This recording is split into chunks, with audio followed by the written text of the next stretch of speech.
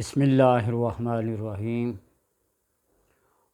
الصلاۃ والسلام علیکہ یا رسول اللہ وعلی آلک و صحابک یا حبیب اللہ۔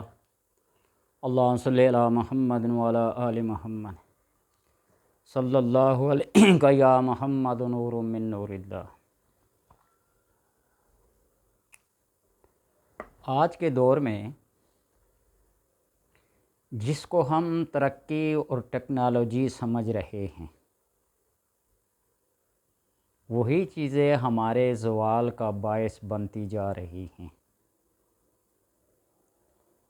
آج جس کے ہاتھ میں یہ موبائل ہے، ٹچ سسٹم ہے، اور لاکھوں میل دور کی بات کو سن بھی سکتے ہیں اور اس کو دیکھ بھی سکتے ہیں۔ بے شک یہ بظاہر بہت بڑی ترقی ہے، لیکن اگر اس کو حقیقت کی نظر سے دیکھا جائے نا، تو یہ ہماری پستی اور زوال کا باعث بن رہی ہیں۔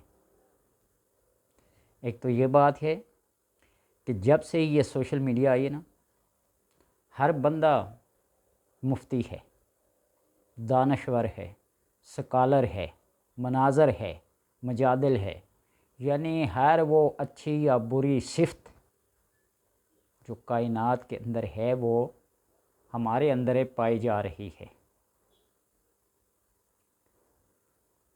تاتاری فتنہ میں کتنا کچھ دین کا نقصان ہوا،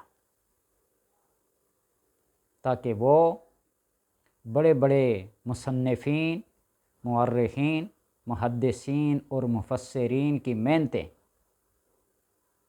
چند دنوں میں غارت ہو گئی۔ وہ دریا جن کو عبور کرنا مشکل ہوتا تھا، وہ کتابوں سے پل بن گئے، یعنی دریا پر ہو گئے کتابوں سے، اور ان کا پانی صحیح بن گیا۔ مسئلہ صرف کیا تھا کہ حضرت عیسیٰ علیہ السلام کے گدھے کا پیشاب حلال ہے یا حرام ہے، اور اس مسئلے نے یوں اتنا طول پکڑا کہ پھر اللہ پناہ۔ اور پھر اسی طرح اکبر بادشاہ کے دور میں جو دین الہی بنا تھا، وہاں بھی یہ مسئلہ چڑھا تھا کہ مردوں کی داڑھی ہے اور عورتوں کی داڑھی کیوں نہیں۔ اس نے پھر جو دین الہی کے اندر فتنے برپا کیے تھے، اگر وہاں کوئی مجدد الف ثانی جیسا بندہ نہ ہوتا تو یہ دین جو آج ہمارے پاس ہے، تاتاری فتنہ کے بعد بہت ساری گڑبڑ ہو گئی، پھر اکبر کے فتنہ کے بعد اور ہی زیادہ ہے، اور آج کل جو مسئلہ بنا ہوا ہے بھائی 1400 سال پہلے کی بات کو لے کر ہم آج اختلافات کا باعث بن رہے ہیں۔ حضرت علی رضی اللہ تعالی عنہ کی ولایت کا اور حضرت امیر معاویہ رضی اللہ تعالی عنہ کی امارت کا یہ مسئلہ یوں طول پکڑے جا رہا ہے کہ سوشل میڈیا کا سب سے زیادہ جو اختلاف کا باعث بنا ہوا یہ مسئلہ ہے۔ ہمارے استاد محترم یہ فرمایا کرتے تھے کہ حضرت علی رضی اللہ تعالی عنہ اور حضرت معاویہ رضی اللہ تعالی عنہ دونوں ہاتھوں میں ہاتھ ڈال کے جنت کی سیر کر رہے ہوں، اور ہم باہر کھڑے ان کے اختلافات کو، ان کے مشاجرات کو لے کر ترس رہے ہوں۔ وَنَزَعْنَا مَا فِي صُدُورِهِم مِّن غِلٍّ، اللہ فرماتا نا ہم ان کے سینوں سے ہر طرح کا کینہ، بغض، حسد نکال کر بائی بائی بنا کر جنت میں داخل کریں گے۔ تو لہٰذا ان چیزوں سے اجتناب کرنا چاہیے۔ اور دوسرا، آج کل جو وظائف اور عملیات بھی بتائے جاتے ہیں باقاعدہ ویڈیو کی شکل میں دکھائے جا رہے ہیں۔ میں ایک ویڈیو کو دیکھ رہا تھا، 4 دوست ہوٹل پہ بیٹھ کر کھانا کھا رہے تھے، اور 5 تو انہوں نے ویٹر سے بل مانگا اور یہ کہا کہ یہ 4 بندوں کا بل ہم دیں گے اور یہ بل بندہ اپنا دے گا۔ وہ بڑا پریشان ہو گیا۔ اس سے جب ہوٹل کے اس ویٹر نے پوچھا کہ کیا وجہ ہے کہ میں نے اکثر آپ کو دیکھا ہے کہ بل باقی دیتے ہیں، نے کہا کہ میرا کام کاج کوئی نہیں ہے، بس دوستی میں لیے لے آتے ہیں اور یہاں آ کر ذلیل کرتے ہیں۔ وہ پھر اس کو ایک وظیفہ بتاتا ہے، تم یہ کرو، تمہارے پاس مال بہت آئے گا، یہ کرو، مغرب کے بعد یہ پڑھو، عشاء کے بعد یہ پڑھو۔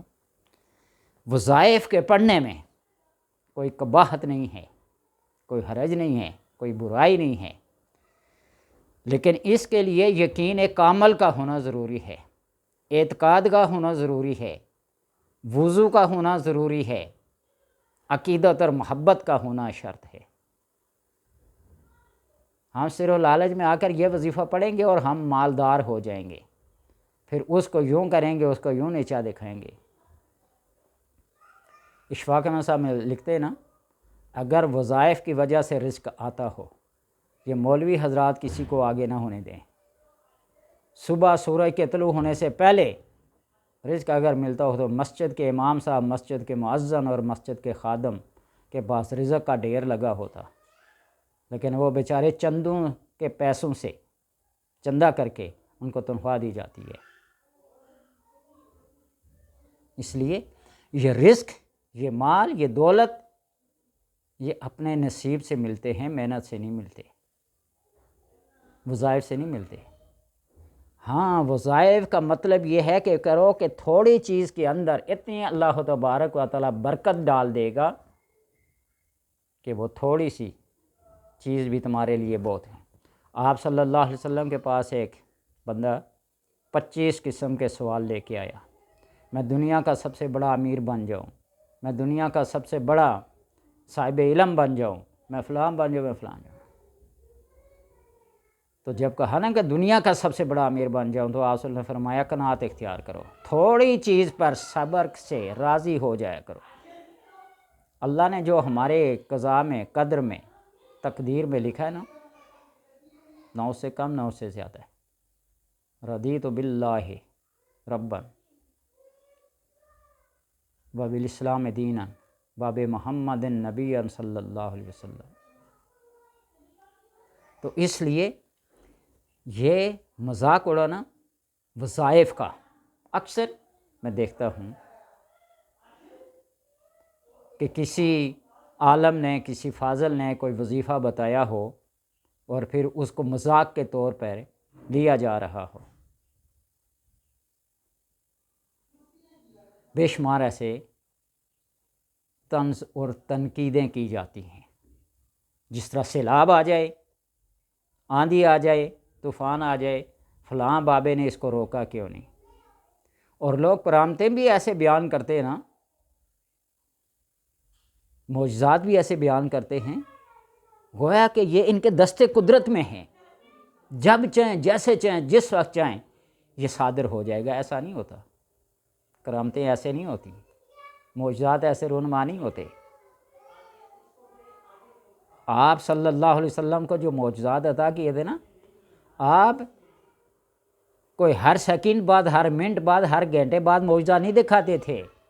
بہت انتہائی کو مجبوری ہو، بہت کوئی مشکل ہو، جس طرح کئی دفعہ جنگوں میں پانی کی قلت ہوگی، آپ نے ہر جنگ میں ایک لوٹے سے یا اپنی انگلیوں سے چشمے نہیں بہے۔ ہر جنگ کے لیے وہ کھانا جو حضرت جابر رضی اللہ تعالیٰ عنہ نے ایک جو کلو سے پورے غازیوں کی، مجاہدین کے کھانا تیار کر لیا ایک چھوٹے سے بکری کے بچے سے، یہ معجزات ہر دفعہ رونما نہیں ہوتے، یہ کرامات ہر دفعہ نہیں ہوتی۔ یہ بہت، جس طرح میرے علی شاہ صاحب نے ایک ایسے مشکل مقام پہ کہا تھا نا کہ کاغذ اور پینسل رکھ دیں ٹیبل پہ، جس کا قلم خود اٹھ کر لکھنا شروع کر دے وہی حق پہ ہوگا۔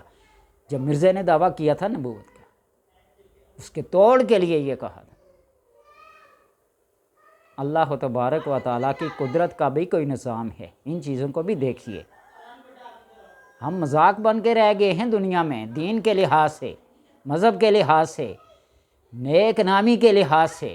بدنامی میں تو ہم سب سے آگے ہیں، بددیانتی میں اور خیانت میں سب سے آگے ہیں۔ عمرہ کرنے میں سب سے پہلے ہیں، حج کرنے میں سب سے پہلے ہیں، لیکن جہاں انسانی ہمدردی ہو، صدقہ اور خیرات بھی کرتے ہیں، لیکن اس کو بھی دکھا دکھا کے کرتے ہیں۔ تو اس لیے ان چیزوں کے لیے وظائف کو پرتاثیر بنانے کے لیے اعتقاد اور یقین کا ہونا ضروری ہے، نیکی اور پرہیزگاری کا ہونا ضروری ہے، نیت اور اخلاص کا ہونا بہت ضروری ہے، پھر جا کے یہ تاثیر پیدا کرتے ہیں۔ یہ وظائف اور عملیات اثر سے خالی نہیں ہیں، لیکن ان کے اندر کوئی اثر پیدا کرنے والا ہو تو تب۔ ہمارے ہاں تو صرف تسبیح چل رہی ہوتی ہے، خیالات کہیں کہیں اور ہوتے ہیں، یہ بات نہیں۔ جب ایک دفعہ اللہ کہہ لینا تو پھر اللہ کے کہنے سے انسان کے رونگٹے رگو پے میں یہ سرایت کر جائے اس میں ذات، پھر تو وہ وظیفہ ہے، سمجھے؟ تو اس لیے دین کو مذاق نہ بنایا جائے، بزرگان دین کو مذاق نہ بنایا جائے، اپنے گریبان میں جھانک کر دیکھا جائے کہ میں کیا ہوں۔ اور بزرگان صاحبان علم میں کا لفظ تو استعمال کرتے ہی نہیں ہیں۔